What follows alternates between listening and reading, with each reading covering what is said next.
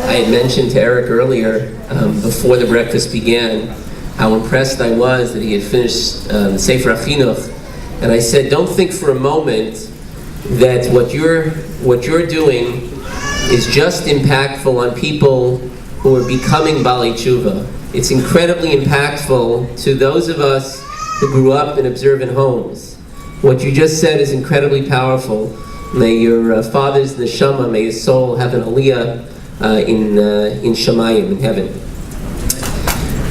I now have the privilege of introducing Katie Landy.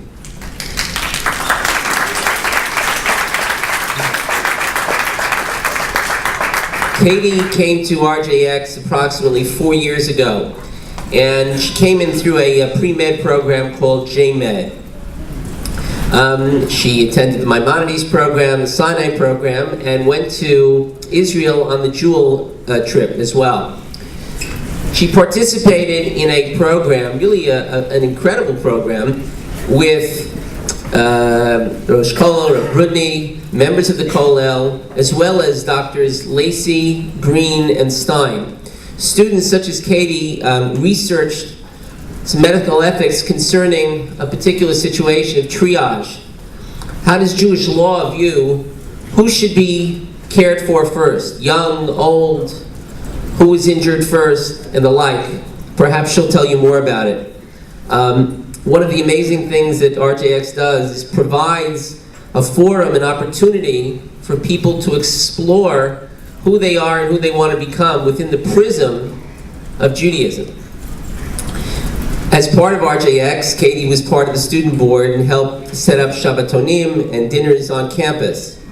She'll be on her way next year with God's help to Midreshet Rachel, and then on to Mount Sinai for a PhD in genetics. I introduce to you Katie Landy.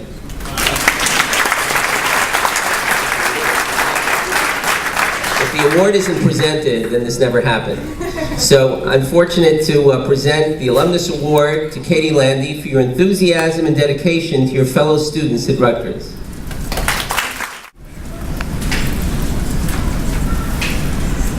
Thank you so much for this honor and for the opportunity to speak today. Before I start with my speech that I've been practicing, I wanted to clarify and thank my family.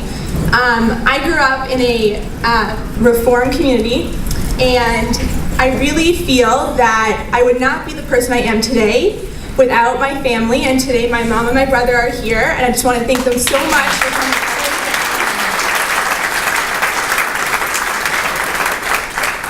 And it was really my family's connection to Judaism that gave me the springboard to continue to connect and grow and develop. So it's all thanks to them, and I just wanted to put that out there first and foremost. Okay, so on the second to last day of Passover this past year, I was sitting in temple, and we were listening to the Torah be read. We were listening to the portion of the Torah where the Jews had just crossed the Red Sea. And they were singing and joyous, and they were celebrating escaping from Egypt, and they realized that they were finally free. And there's the song that we all know. And I was looking at the commentary in our handy-dandy art scroll Chumash, or Torah, and I learned that there are actually only 10 songs in the Torah, that 10 things that count as a song by the Torah. And so it asks the question, what is the Torah's definition of a song? So I'm going to read the commentary because they say it much better than I can. It says, in the normal course of events, we fail to perceive the hand of God at work. We see suffering and evil, and we wonder how they can be the handiwork of a merciful God. Rarely, however, very rarely, there is a flash of insight that makes people realize how all of the pieces of the puzzle fall into place. At such times, we can understand how every note, instrument, and participant in God's symphony of creation plays its role. The result is a song, for the Torah's concept of song is the condition in which all of the apparently unrelated and contradictory phenomena do indeed meld into a coherent, merciful, comprehensible whole. So this definition really struck home with me, for I feel that in the past year and a half, 2 years or so, I've been able to hear, feel, experience my song and God's plan for me. So what I'd like to do today is I'm going to tell you about two different parts of my song, and explain how it's been such an amazing journey for the past 2 years or so. So I'm going to start with last year, January 2nd, 2011. I'm in a van heading from Los Angeles, California, where I'd flown in, to Santa Barbara, California. Sophia was there too. I'm heading to a program called Heritage Retreats. This is a week-long program that's an introduction to Judaism for girls who are interested in learning and things like that. I had made a deal with Esther that I would go on a learning trip. She had been encouraging me for a while. I'd been learning with her for almost 2 years. I was involved with JMed. She's like, Katie, you have to go. She wanted me to go over the summer. It didn't work out. I was like, okay, Esther, I'll go over winter break. So I'm in the van, and we were in the worst traffic of my entire life. The worst. I'm talking bumper to bumper. The normal 2-hour trip took us 6 hours. We were cheering every time our van got to 20 miles per hour. It was crazy.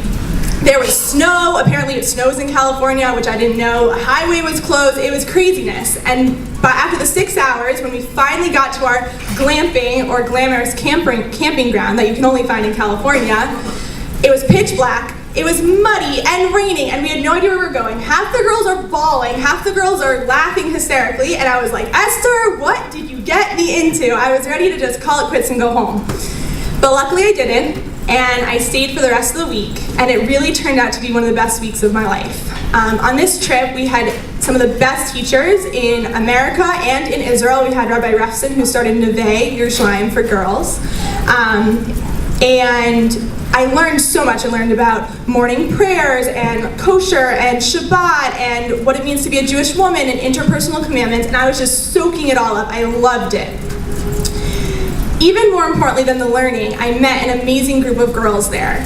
And in particular, some of the madrichot, or the religious girls who were on the trip, who were there to help us, answer questions, learn with us one-on-one. I really connected with them, and I'm still in touch with some of them today.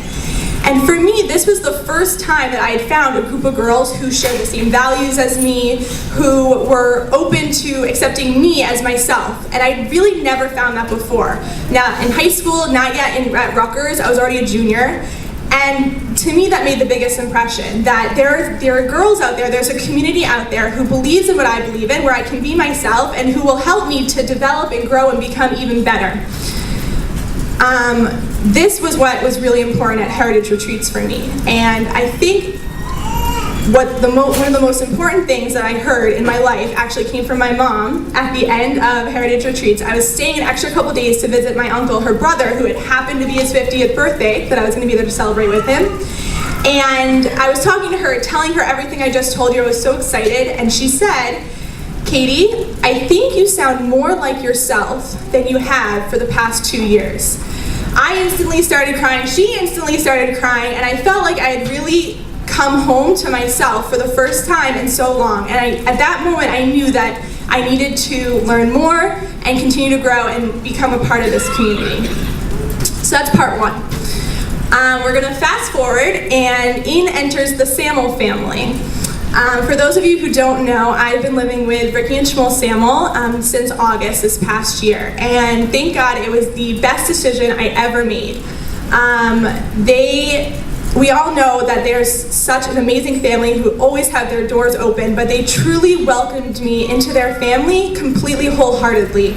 From Ricky giving me skirts that after she's cleaning out her closet, to Shmuel he walked me through every step of a religious wedding before I went to my first one, so that I knew what to expect, to their daughter Michal helping me study under the sukkah when I had a huge exam during Sukkot, to Rue always welcoming me with a huge hug and kiss, and me playing ping pong with Yisrael. I've really become part of the family, and it's even beyond that. I've learned so much from them. I've learned all about, from Ricky, parenting tips and how to make Shabbos, and from Shmuel all about the different laws of Shabbos from his nightly class that he goes to. He comes back and tells us all about it. And this has really just been such an amazing experience for me. So I'm going to tell one story, and what this story is about how to keep kosher on a trip, which I had never done before. And it was very scary for me. I was ready to not even worry about it. I'll eat vegetarian, whatever, it's fine. And they really helped me. They packed me all up. They walked through every single meal that I was going to eat on this trip. So this trip happened over Purim, and I was going to Chicago for a professional science conference. My first one. I should have been excited, but because it was over Purim and over a Shabbos, and I was dreading it. I was almost making myself sick. I was so nervous and so upset that I wasn't going to be in Highland Park for Purim. But the entire 2 weeks, I think, beforehand, the Samuel family prepared me. They helped me figure out how I was going to break it to my lab that I've been working with for the past 4 years that I was only eating kosher food. They packed me up with literally a cooler of food to bring in a suitcase to Chicago. They made sure I knew what I needed to do for Purim. I had Megillah readings and what I was going to be eating on Shabbos lunch and how I was going to just deal with the whole trip. So I was still nervous, but they had built up my confidence enough that I felt like, okay, I can do this. So I went to Chicago. And the very first night, when I was at a Chabad for Megillah reading, I met a religious girl from Israel who had just flown in, and she happened to be at the Chabad, and she happened to be going to the same conference as me. Now, this was amazing because not only were we then able to navigate the entire rest of the week together, including the least Shabbos-friendly hotel ever, literally, and as well as going to another Megillah reading together, going to Friday night dinner at Chabad, and just me being able to be with another Jewish girl on this trip. It was so nice, and it worked out so perfectly. It was her first time in America. I was able to help her exchange money and buy food and tell her about what kosher food is here and stuff. And it really worked out so perfectly. I couldn't believe it.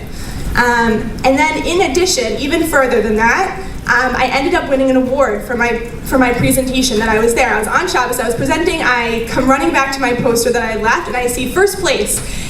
And this award came with a monetary gift that ended up being the exact amount I needed to pay for my deposit for seminary.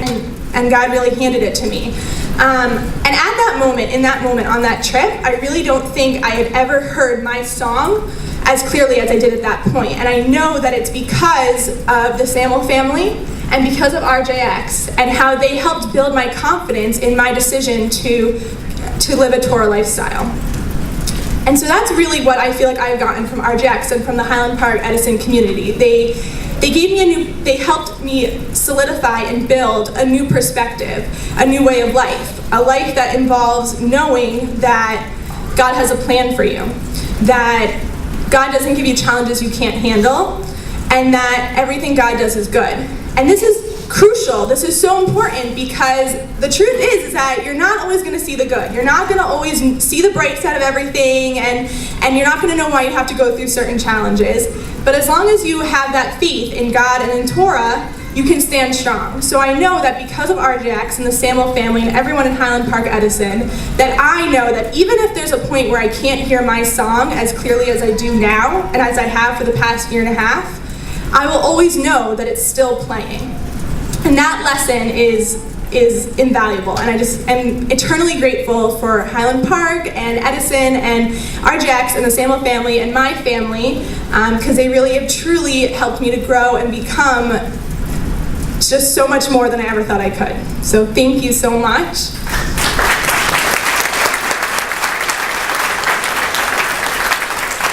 I want to thank a couple more people because I have the podium. First of all, I want to thank again my mother and my brother for coming down. This is my mom's second weekend in a row coming down all the way from Massachusetts. So that's so super special to have them here. I'd also like to specifically thank the RJX rabbis, Rabbi Lewis, Rabbi Goldberg, Rabbi Grossman, who are always there working with me and all my crazy ideas about what I want to do and putting up with when I want the napkins this way and it's set up that way and everything. And especially Esther Lewis. Her and I have been very close for 4 years now, and she's such an amazing person. I'd also like to thank my first chavrusa, Shana Posey, who introduced me to how much the Torah can teach us, and my second chavrusa, who I learned with for almost 2 years, Shana Handling, who came all the way from Lakewood, and I'm so happy to see her. And I'd also like to thank just my friends in this community, I have a little chevra that they welcomed me into. Shauna and Sippy Pomper, Sippy Kaufman, Chavi Kaufman, and all their families, they really just welcome me into their house every Shabbat. It's made my Shabbos so special and all my holidays, and it's been amazing. And everybody really in Highland Park Edison, I don't know if you fully understand how much you really give to RJX and to Rutgers, and it's just so special. Every single person who's here, every single person who's been a part of, who's hosted anybody, you're making such a difference in their life, and I just want to thank you so much.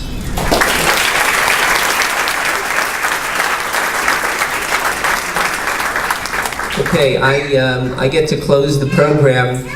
There are just 2 points to make, and then we'll be able to bench. The first one is a very important point, I think. Back in December, I had an opportunity to speak to the parent body that were there with their children who were studying with a chavrusa, with a study partner. And I think there's some family members here. I just want to tell you what I said then, which is the families of Rutgers students deserve a tremendous, tremendous amount of credit for laying a foundation. The Jewish spark that we speak about came from somewhere. The family members deserve that credit for planting that seed and imbuing a sense of connection to Judaism and a desire to find out more and to learn more about the Jewish identity and Jewish heritage. So we saluted the parents, we saluted the family then, and I think we should do so again today.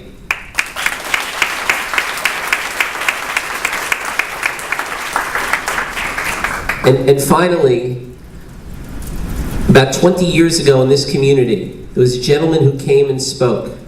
He spoke, I believe, was at Avasachin, and he told the following story. He became a television producer, and eventually, through his studies, came closer to Judaism. And he said the following: on Saturday morning, on Shabbat morning, when you walk into shul, look across the street, look around the corner. The chances are there's someone standing there who's never been invited in. Say hello, maybe say good Shabbos, and welcome them in. We ask, my wife, my kids ask, when we have students at our table, how did you connect to RJX? You know what they say? It's a smile, it's a hello by one of the RJX staff members. We can learn something from them. All of these students are our brothers and our sisters. We each have a responsibility not to judge and not to look at where they've come from. They're achenu, they're brothers and sisters.